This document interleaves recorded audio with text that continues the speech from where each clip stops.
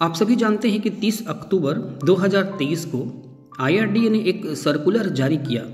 इसमें कंपनियों को CIS अर्थात कस्टमर इंफॉर्मेशन शीट लागू करने को कहा गया कंपनियों को, जो कि पॉलिसी होल्डर और कंपनियों के बीच साफ सुथरी संपर्क व्यवस्था को लागू करने की दिशा में एक कदम था। इंश्योरेंस मार्केट के लिए ये चेंजेस का दौर चल रहा है और IRDA लगातार चेंजेस ला रहे हैं। 2 वर्षों में बहुत सारे चेंजेस आए हैं और आने वाले समय में और भी चेंजेस आएंगे। ये सारे जो बदलाव लाए जा रहे हैं, इसके पीछे सिर्फ एक ही मकसद है। ये इंश्योरेंस फॉर ऑल बाय 2047 के तहत ये सारे काम किए जा रहे हैं, यानी हर घर तक, हर व्यक्ति तक 2047 तक इंश्योरेंस को पहुंचानी है। और इसी के दिशा में तरह तरह से चेंजेस, तरह तरह के परिवर्तन इंश्योरेंस मार्केट में IRDA ला रही है। और हाल ही में IRDA ने एक ऐसा प्रस्ताव लाया, IRDA एक ऐसी प्रस्ताव लेकर आई है 12 दिसंबर को। जैसे ही यह प्रस्ताव लेकर आई, IRDA ने जैसे ही ये कंसल्टेशन पेपर रिलीज किया, वैसे ही इंश्योरेंस मार्केट के शेयर धड़ाम से गिरने लगे और 5% तक इंश्योरेंस मार्केट के शेयर, इंश्योरेंस कंपनियों के शेयर गिर चुके। सबसे अधिक गिरने वालों में HDFC और मैक्स लाइफ के शेयर्स थे। आज के इस वीडियो में हम यह जानेंगे कि IRDA ऐसी कौन सी प्रस्ताव लेकर आई है, ऐसा कौन सा कंसल्टेशन पेपर रिलीज किया है जिसके कारण इंश्योरेंस स्टॉक्स 5% तक गिर चुके। लेकिन आगे बढ़ने से पहले आपको बता दूं कि फाइनटेक गाइड इंश्योरेंस प्रोफेशनल्स की एक बहुत ही इंपॉर्टेंट चैनल है। विशेषकर LIC के एडवाइजर्स के लिए ये बहुत ही इंपॉर्टेंट चैनल है।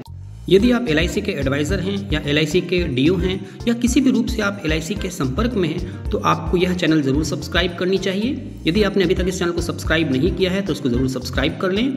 बेल आइकन को भी ऑल पर सेट कर दें, जिससे जब भी कोई नई वीडियो अपलोड हो तो उसका नोटिफिकेशन आपको प्राप्त हो जाए।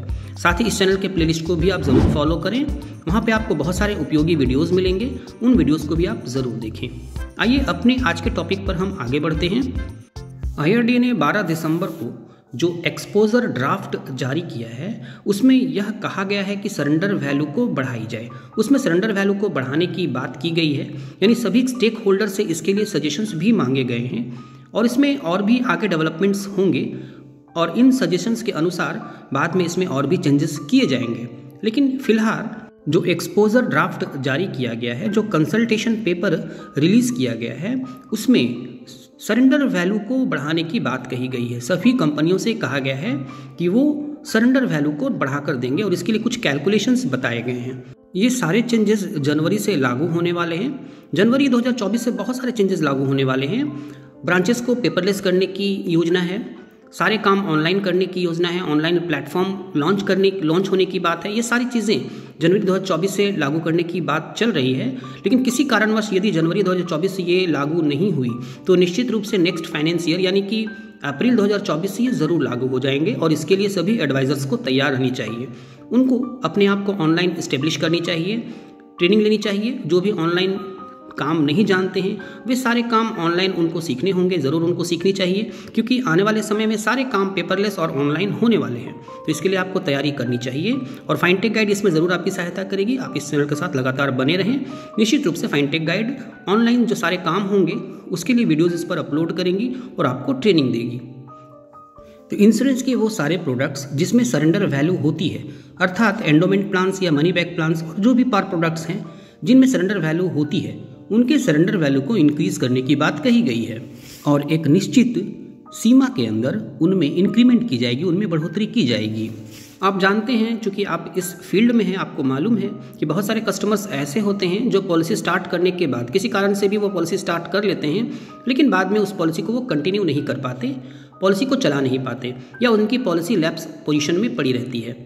तो जब उन पॉलिसीज़ को वो सरेंडर करते हैं या अपने पैसे को विड्रॉ करना चाहते हैं तो उनको बहुत ही कम अमाउंट प्रदान किए जाते हैं, अर्थात मैच्योरिटी से पहले पॉलिसी को टर्मिनेट करने से कस्टमर्स को बहुत नुकसान होता है।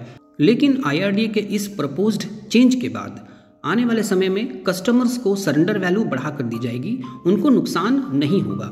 और इसके लिए IRDA ने एक थ्रेशहोल्ड, एक सीमा निश्चित किया गया है और एक कॉन्सेप्ट लाया है IRDA ने।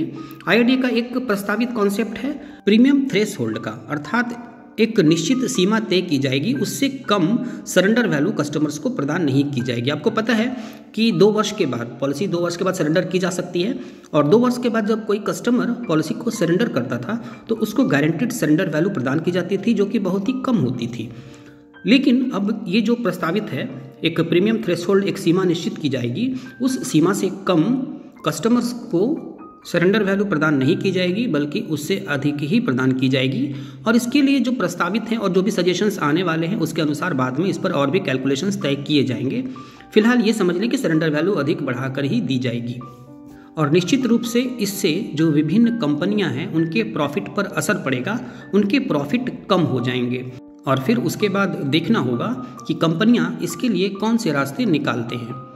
आप सभी जानते हैं कि 2 अगस्त 2022 को IRDA ने एक ड्राफ्ट जारी किया, उनको लागू नहीं किया बल्कि एक ड्राफ्ट जारी किया, जिसमें एजेंट्स के कमीशन को कैपिंग करने की बात थी, एक सीमा तय करने की बात थी, जिसमें कहा गया था कि एक निश्चित सीमा के अंदर ही एजेंट्स को कमीशन दिए जाएंगे, उससे अधिक नहीं दिए जाएंगे। एजेंट्स भयभीत हो गए कि उनके कमीशन को कम किया जाएगा, लेकिन 24 नवंबर 2022 को एक नया ड्राफ्ट जारी किया गया। IRDA ने बहुत सारे घटनाक्रमों के कारण 24 नवंबर 2022 को IRDA ने एक नया ड्राफ्ट जारी किया और ये कहा कि एजेंट्स के कमीशन को कम नहीं किया जाएगा, बल्कि एजेंट्स के कमीशन को कंपनियों के ओवरऑल एक्सपेंस में डाल दिया जाएगा। EOM अर्थात एक्सपेंस ऑफ मैनेजमेंट में डाला जाएगा। अब जो EOM होता है कंपनियों का, वो जो अमाउंट होती है उसी में कंपनियों के अपने भी खर्चे करने होते हैं, और अब एजेंट्स को कमीशन भी उसी में से देना होता है। तो अब इससे एजेंट्स को लाभ ये हुआ कि कंपनियों के बीच एक कंपटीशन पैदा हुआ, और कोई भी कंपनी नहीं चाहेगी कि हम एजेंट्स के कमीशन को कम करें, वरना उस कंपनी के एजेंट्स उसे छोड़ देंगे और दूसरे कंपनी में चले जाएंगे जहां उनको अधिक कमीशन मिलेगा। तो इस प्रकार से इनके बीच ही कंपटीशन उत्पन्न हो गया। अब इससे एजेंट्स को लाभ ये हुआ कि उनके कमीशन तो कम नहीं हुए, लेकिन कंपनियां अपने खर्चे को कम करने पर बाध्य हो गई। और अब एक नया सिरदर्द कंपनियों के लिए ये उत्पन्न हो गया कि अब उनको सरेंडर वैल्यू बढ़ाकर देनी होगी। अब इससे कस्टमर्स को तो निश्चित रूप से लाभ होगा, क्योंकि उनको सरेंडर वैल्यू बढ़ाकर मिलेंगी, लेकिन कंपनियों को अपने प्रॉफिट पर विचार करना होगा। उनके प्रॉफिट तो कम हो जाएंगे, अब वो क्या करेंगे, उन कौन से रास्ते निकालेंगे, इस पर उनको अब विचार करना पड़ेगा। और हो सकता है कि वो डायरेक्ट सेलिंग की तरफ अधिक जाएं, क्योंकि डायरेक्ट सेलिंग में कमीशन नहीं देना पड़ता है। अब इससे एजेंट्स के लिए और अधिक कंपटीशन उत्पन्न होगा, क्योंकि जो भी प्लान सेल होंगे आने वाले समय में, जो भी ऑनलाइन प्लेटफॉर्म्स आएंगे, वहां आप याद रखें कि केवल डायरेक्ट ही नहीं रहेगा, वहां डायरेक्ट और रेगुलर दोनों का ऑप्शन रहेगा, यानी थ्रू एजेंट भी सेल करने का ऑप्शन रहेगा और डायरेक्ट सेल करने का भी ऑप्शन रहेगा। तो अब एजेंट्स के लिए कंपटीशन ये होगा कि वो किस तरह से कस्टमर्स को अपने अंदर अटैच करके रख सकते हैं, कस्टमर्स को किस प्रकार डायरेक्ट सेलिंग से रोक कर खुद पॉलिसी सेल कर सकते हैं। क्योंकि इंश्योरेंस सेक्टर ऐसा सेक्टर है जहां पे बहुत सारे सर्विसिंग की आवश्यकता होती है, जो कस्टमर्स डायरेक्ट नहीं ले पाएंगे, उनको एजेंट्स की आवश्यकता पड़ेगी, और ज़रूर वो एजेंट्स के सपोर्ट से ही पॉलिसी लेंगे। डायरेक्ट सेलिंग बहुत कम, बहुत सारे लोगों ने, बहुत सारी कंपनियों ने बहुत दिनों से प्रयास किया, लेकिन वो आज तक डायरेक्ट सेलिंग में सफल नहीं हो पाए, ऑनलाइन प्लेटफॉर्म पर वो उतनी सफल नहीं हो पाए, और आज तक कंपनियां एजेंट्स के थ्रू ही पॉलिसी सेल करती हैं। तो एजेंट्स का महत्व तो रहेगा ही, लेकिन अब एजेंट्स को ट्रेनिंग लेने की आवश्यकता पड़ेगी, उनको सीखने की आवश्यकता पड़ेगी किस प्रकार से वो डायरेक्ट सेलिंग के स्थान पर कस्टमर्स को प्रोत्साहित करें एजेंट्स के थ्रू पॉलिसी लेने के लिए, और उनको सपोर्ट दें, अच्छी सर्विसिंग दें, ईमानदारी से काम करें। तो निश्चित रूप से वो डायरेक्ट सेलिंग में न जाकर कस्टमर्स एजेंट्स के पास ही आएंगे। तो एक नया कंपटीशन उत्पन्न होगा, लेकिन IRDA को भी विचार करनी होगी कि यदि वो सरेंडर वैल्यू को बढ़ा देते हैं, यदि कस्टमर्स को सरेंडर वैल्यू बढ़ा कर देते हैं, तो फिर इंश्योरेंस का महत्व तो नहीं रहेगा। कस्टमर्स पॉलिसी चलाने के कुछ दिनों के बाद ही पॉलिसी सरेंडर करना शुरू कर देंगे। तो इस पर भी IRDA को विचार करने की आवश्यकता है, और IRDA के पास निश्चित रूप से इस प्रकार के सजेशंस ज़रूर जाएंगे। IRDA जो भी प्लान लेकर आती है, जो भी नए चेंजेस लाती है, वो कस्टमर फ्रेंडली होती है, नहीं कस्टमर को ध्यान में रखकर बनाई जाती है, लेकिन साथ ही वो एडवाइजर्स का भी ध्यान रखती है।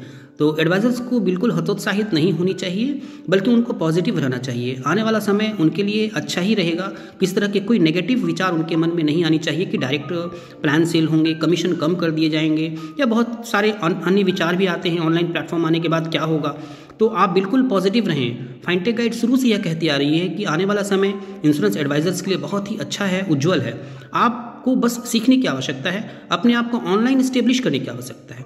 आज भी देखिए जो भी ऑनलाइन अपने आप को इस्टेब्लिश कर चुके हैं वो घर बैठकर ऑनलाइन पॉलिसीज़ आनंदा के थ्रू कर रहे हैं। ऑल इंडिया में बैठे हुए किसी भी कस्टमर का वो पॉलिसी कर रहे हैं। तो यदि आप अपने आप को ऑनलाइन इस्टेब्लिश करते हैं, सही ढंग से ट्रेनिंग लेते हैं, आपके अंदर एक कंसल्टेशन की भावना है, अर्थात आप एक कंसल्टेंट बनते हैं। सिर्फ एक इंश्योरेंस एडवाइज़र बनने से आपको काम नहीं चलेगा। आपको कस्टमर्स के रिक्वायरमेंट देखनी होगी कि उनको क्या आवश्यकता है, कितनी इंश्योरेंस की आवश्यकता है, कितनी इन्वेस्टमेंट की आवश्यकता है, कितनी हेल्थ इंश्योरेंस की आवश्यकता है। इन सब चीज़ पर विचार करने के बाद आपको कस्टमर को एक सही सपोर्ट देना होगा, एक सही सजेशन देना होगा। जब आप कंसल्टेंट बन जाएंगे तो निश्चित रूप से वो कस्टमर आपके साथ ही जुड़ा रहेगा, कहीं और नहीं जाएगा। तो आपको एक कंसल्टेंट बनने की आवश्यकता है, एक सही एडवाइज़र बनने की आवश्यकता है, जिससे कि आप पर कस्टमर भरोसा कर सके। तो आने वाले समय बहुत ही कॉम्पिटिटिव होने वाला है, इसके लिए आपको तैयारी करनी होगी। और यदि आप तैयारी कर लेते हैं तो आप सभी एडवाइज़र से आगे निकल जाएंगे और सबसे अधिक इनकम आप कर पाएंगे। तो इसके लिए आप तैयारी करें और पॉजिटिव रहें, आने वाला समय आपके लिए बहुत ही अच्छा होगा। उम्मीद है यह वीडियो आपको ज़रूर पसंद आई होगी और आपके कन्फ्यूज़न क्लियर हो गए होंगे। इसको अन्य फ्रेंड्स के बीच, जितने भी अन्य एडवाइज़र फ्रेंड्स हैं उनके बीच इसको ज़रूर शेयर करें। वीडियो को लाइक करना बिल्कुल ना भूलें और यदि आपके मन में कोई प्रश्न हो तो आप कमेंट कर सकते हैं। Thank you.